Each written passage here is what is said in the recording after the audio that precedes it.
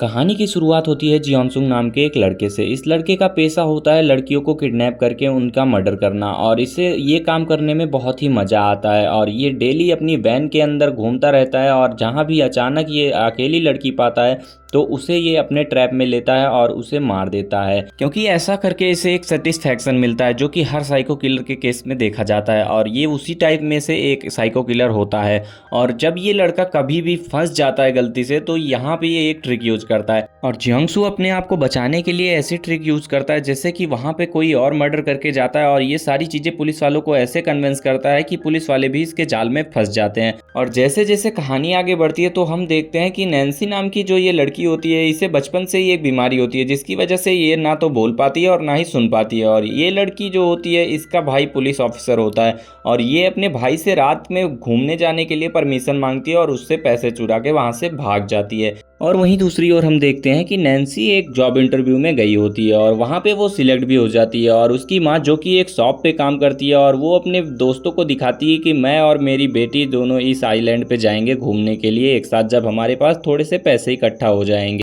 और थोड़ी देर बाद वहाँ पे नैन्सी भी पहुँच जाती है, और वो अपनी माँ से कहती है कि मैं गाड़ी को पार्क करके आती हूँ, और वो अपनी गाड़ी पार्क करने के लिए चली जाती है। और उसकी माँ के पीछे यहाँ पे हम देखते हैं कि जियोंसुंग आ जाता है, क्योंकि आज वो शिकार के मूड में था, और फिर वो इसकी माँ के पीछे भागता है उसे मारने के लिए। लेकिन तभी वो देखता है लीसा भी उसी रास्ते से जा रही होती है, और वो फिर उसके पीछे अचानक से भागता है और उसे पकड़ के दबोच लेता है। और फिर वहाँ पे उसके भाई को जब ये पता लगता है कि उसकी बहन अभी तक घर नहीं आई, तो वो परेशान हो जाता है और वो अपनी बहन को ढूंढने निकल जाता है। और तभी हम देखते हैं कि नैन्सी जब घर वापस आ रही होती है तो उसके सामने एक जूती पड़ी होती है, जिसे देख के वो रुक जाती है। लेकिन तभी अचानक से वो देखती है कि अंधेरे से एक और जूती बाहर निकलती है, और वो फिर उस जूती के पास जाती है तो देखती है कि लीसा वहाँ पे बहुत ही जख्मी हालत में पड़ी होती है, जिसे देख के वो बहुत ही घबरा जाती है। और तभी अचानक से उसके पीछे जियोंसुंग हमला कर देता है, और नैन्सी अपने आप को बचाने के लिए वहां से भागने की कोशिश करती है, और जियोंसुंग को धक्का देके वो वहां से भाग भी जाती है। लेकिन जब वो अपनी कार की तरफ जाती है और अपनी कार को खोल के उसके अंदर बैठती है, और तभी वो देखती है कि उसकी कार में लगा हुआ सेंसर अचानक से ऑन हो जाता है। और जब वो पीछे मुड़ के देखती है तो वहाँ पे जियोंसुंग पहले ही आके बैठा होता है, और वो चाकू दिखा के उसे डराता है। लेकिन तभी वो गाड़ी को स्टार्ट कर देती है और एक दीवार के सामने जाके अचानक से ब्रेक लगा देती है, जिससे जियोंसुंग आगे आके गिर जाता है, और वो वहां से फिर से भागने में सफल हो जाती है। और फिर भाग के वो जब जा ही रही होती है तभी देखती है जियोंसुंग वहां पे अपना भेष बदल के आ जाता है, अपना मास्क ऑफ करके एक बढ़िया सा सूट पहन के वहां पे वापस आता है। और जियोंसुंग बहुत ही शातिर होता है, और वो कहता है कि मेरी बहन लापता हो गई है, कि आपने क्या उसे देखा है, वो जख्मी है। और तभी वो लड़की कहती है कि हाँ मैंने देखा है, वो लड़की पीछे ही थी, और वो फोटो भी दिखाती है। तो तभी वो कहती है कि वहाँ पीछे एक वैन थी जिसके अंदर में एक लड़का बैठा हुआ था, और जियोंसुंग उससे कहता है कि आप मुझे वहाँ पे लेके चलो, और उसे फुसला के लेके जाता है। और तभी अचानक से वहाँ पे पुलिस वाले आ जाते हैं, जिसकी वजह से उसका प्लान चौपट हो जाता है, और वो तीनों को स्टेशन पे लेके चले जाते हैं, और पूछताछ करने के लिए उन्हें स्टेशन पे ही रोका जाता है। लेकिन तभी उसकी माँ कहती है कि ये लड़का मुझे थोड़ा सा अजीब लग रहा है, और वो जब नैन्सी से ऐसी बातें करती है तो नैन्सी कहती है नहीं, उसकी बहन खोई है, इसी वजह से वो थोड़ा परेशान है।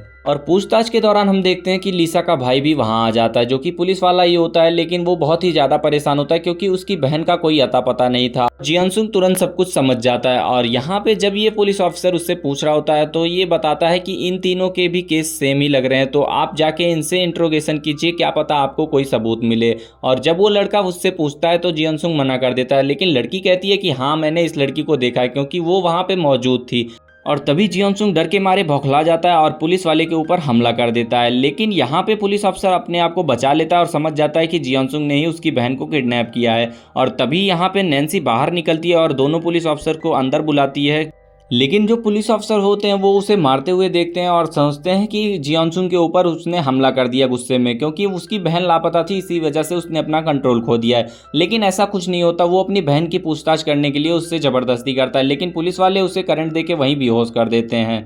और पुलिस वाले के सामने ही जियोंसुंग को बाकी के उसके दोस्त जाने देते हैं। लेकिन यहाँ पे वो समझ नहीं पाते कि यही साइको किलर था जिसकी वजह से उसकी बहन लापता है, और वो गूंगी लड़की भी उसे इशारा करती है कि उसे रोको, वही किलर है। लेकिन वो उस लोग समझ नहीं पाते, और जब उसे होश आता है तब वो कहता है तुम दोनों ने जिसे पकड़ा था वही असली किलर था। और तभी कुछ देर बाद वहां से उसकी माँ और बेटी चले जाते हैं, और वो अपने घर जब जा रहे होते तो जियोंसुंग भी उनके पीछे पहुंच जाता है, क्योंकि वो बहुत ही ज्यादा बुरा था और बदला लेने में तो वो माहिर ही था। और थोड़ी देर बाद वो लड़की देखती है कि घर में लगे सेंसर काम नहीं कर रहे होते हो तो वो तभी समझ जाती है और अपने आप को तुरंत वहां से जियोंसुंग के हमले से बचा लेती है और फिर अपने आप को एक किनारे कमरे में बंद कर लेती है और वहां पे जाके वो पुलिस अफसर को मैसेज करती है कि किलर यहीं पे है और तभी वो पुलिस अफसर भागता है उसके पीछे। और तभी नैन्सी अपने आप को खिड़की से उतारने का सोचती है लेकिन खिड़की बहुत ही ज़्यादा ऊपर थी और तभी जियोंसुंग उस पर हमला कर देता है और तब वो खिड़की पे कूद ही जाती है क्योंकि उसके पास कोई और ऑप्शन नहीं था। लेकिन जियोंसुंग नैन्सी के बालों को पकड़ लेता है लेकिन नैन्सी भी हार नहीं मानती और अपने नाखून से उसके हाथों पे स्क्रैच कर देती है और जिसकी वजह से उसका हाथ फिसल जाता है और नैन्सी गिर जाती है। लेकिन वो वहां से अपनी जान बचा के सिटी की ओर जब भाग रही होती तभी यहाँ पे उसे रास्ते में पुलिस अफसर देख लेता है और तभी वो उस किलर के पीछे पड़ जाता है और दोनों में रेस शुरू हो जाती है और नैन्सी भागते भागते एक किनारे पे जाके अटक जाती है जहाँ पे अब कोई भी रास्ता नहीं था जिसकी वजह से वो फंस जाती है और तभी अचानक से पुलिस अफसर भी वहाँ पे आ जाता है और जियोंसुंग अपने आप को मारने की धमकी देता है और कहता है कि अगर तुम मेरे पास आओगे तो मैं अपने आप को खुद ही मार लूंगा और फिर तुम अपनी बहन को भूल जाना। और फिर वो कहता है कि अगर तुम्हें अपनी बहन चाहिए तो तुम इस लड़की को मेरे पास छोड़ दो और मैं उसकी लोकेशन तुम्हारे पास भेज दूंगा, लेकिन तुम यहाँ से पहले जाओ। और पुलिस वाला कहता है कि अगर तुम्हारी लोकेशन गलत हुई तो मैं तुम्हें जिंदा नहीं छोड़ूंगा, तुम दुनिया के चाहे किसी भी कोने में जाके बैठ जाओगे लेकिन मैं तुम्हें मार ही डालूंगा। और फिर उसके बाद वो वहां से भाग जाता है और नैन्सी भी उसकी लिप रीड करके समझ जाती है कि उसने पुलिस ऑफिसर से क्या बात की। और तभी यहाँ पे जियोंसुंग उस लड़के को फोन करके कहता है कि तुम बहुत ही ज्यादा मतलबी थे इसीलिए मैंने तुम्हें गलत एड्रेस दिया। और नैन्सी के ऊपर उसने चाकू रखा हुआ था और नैन्सी तुरंत थोड़ी सी मिट्टी उठा के उसकी आंखों में डाल के वहां से भाग जाती है और अचानक से उसके सामने लीसा फिर से गिर जाती है जिसे देख के वो रुक जाती है और अचानक पीछे जब वो देखती है तो कोई नहीं होता, इसीलिए वो लीसा को लेके किनारे चली जाती है। और जियोंसुंग भी थोड़ी देर बाद वहां पे पहुंच जाता है लेकिन लीसा अपना फोन दिखा के उसे कहती है कि तुम अपने भाई के पास कॉल करो,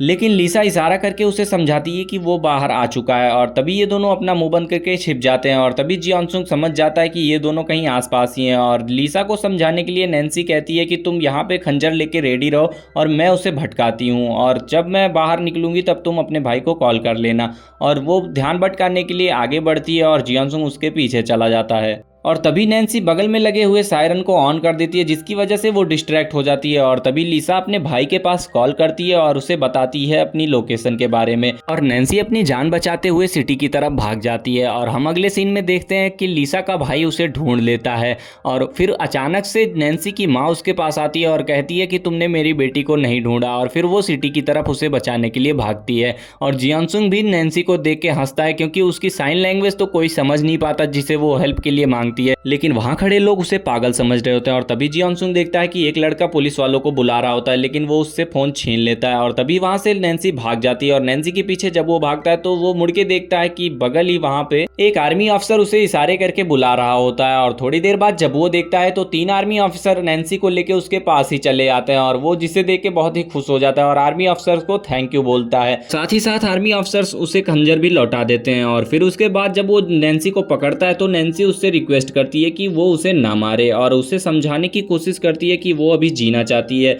और अपने सारे सपने पूरा करना चाहती है। लेकिन जियोंसुंग भी बहुत ही ज़्यादा निर्दयी होता है, वो उसे वहाँ से पकड़ के लेके चला जाता है एक किनारे की ओर। और तभी अचानक से वहाँ पे नैन्सी के पीछे वो ऑफिसर आ जाता है और जियोंसुंग के साथ उसकी लड़ाई हो जाती है और जियोंसुंग को वो बेहोश कर देता है। और फिर नैन्सी वहाँ पे बताती है कि मुझे अपनी माँ के पास जाना है और फिर ऑफिसर कहता है तुम्हारी माँ वहीं पे है। और फिर तभी जियोंसुंग को होश आ जाता है और जियोंसुंग अचानक से उसके ऊपर हमला कर देता है और उसे जख्मी भी कर देता है। और लेकिन थोड़ी देर बाद हम देखते हैं कि जियोंसुंग उस ऑफिसर से कहता है कि तुम इसे रख लो, मैं इसकी माँ को जाके मार दूंगा। फिर वो वहाँ से चला जाता है उसकी माँ की ओर और थोड़ी देर बाद उसकी माँ भी उसके सामने पड़ जाती है जिसे देख के वो खुश हो जाता है और मुस्कुराने लगता है। लेकिन नैन्सी भी अपनी माँ को बचाने के लिए जोर से खंजर लेके जियोंसुंग की तरफ भागती है और खंजर उसे मार देती है। लेकिन थोड़ी देर बाद हम यहाँ पे क्या देखते हैं कि खंजर तो उसने खुद को ही मार लिया था, लेकिन यहाँ पे जियोंसुंग के हाथ को उसने दबोच के पकड़ रखा था ताकि सिटी में जितने भी लोग थे वो ये समझे कि जियोंसुंग ने ही उस लड़की पे हमला किया हुआ है। और तभी जियोंसुंग बौखला जाता है और सोचता है कि मैं यहाँ से ऐसी सिचुएशन से कैसे निकलूं। और तभी अचानक से वहां पे पुलिस ऑफिसर आ जाते हैं, लेकिन जियोंसुंग अपने आप को हारता हुआ देख के बौखला जाता है और उस लड़की को मारने के लिए आगे बढ़ता है और तभी पुलिस वाले उसे शूट कर देते हैं।